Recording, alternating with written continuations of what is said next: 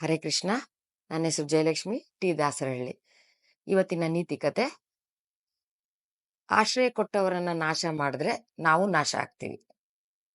ಒಮ್ಮೆ ಒಂದು ಮೇಕೆಯನ್ನ ಒಂದಷ್ಟು ತೋಳಗಳು ಅಟ್ಟಿಸ್ಕೊಂಡು ಓಡ್ ಬರ್ತಾ ಇರ್ತದೆ, ಅದನ್ನ ತಿಂದಾಕ್ಬೇಕು ಅಂತ ಹೇಳಿ. ಆದ್ರೆ ಆ ಮೇಕೆ ಏನ್ ಮಾಡುತ್ತೆ, ಎಗುರ್ಕೊಂಡು ಓಡ್ಕೊಂಡು ಒಂದು ದಟ್ಟವಾಗಿರುವಂತಹ ದ್ರಾಕ್ಷಿಯ ತೋಟದ ಒಳಗಡೆ ಹೋಗ್ಬಿಟ್ಟು ಅಲ್ಲಿ ಬಚ್ಚಿಟ್ಕೊಳುತ್ತೆ. ಅದು ತುಂಬಾ ದಟ್ಟವಾಗಿರುತ್ತೆ, ಎಲೆಗಳಿಂದ ತುಂಬಿರುತ್ತೆ. ಹಾಗಾಗಿ ಆ ತೋಳುಗಳಿಗೆ ಗೊತ್ತೇ ಆಗೋದಿಲ್ಲ ಅದೆಲ್ಲಿ ಬಚ್ಚಿಟ್ಕೊಂಡಿದೆ ಅಂತ ಹೇಳಿ.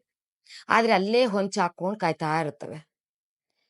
ಒಂದು ಅವರ್ ಆದ್ಮೇಲೆ ಆ ಮೇಕೆಗೆ ಹಸುವಾಗಕ್ ಶುರು ಆಗುತ್ತೆ.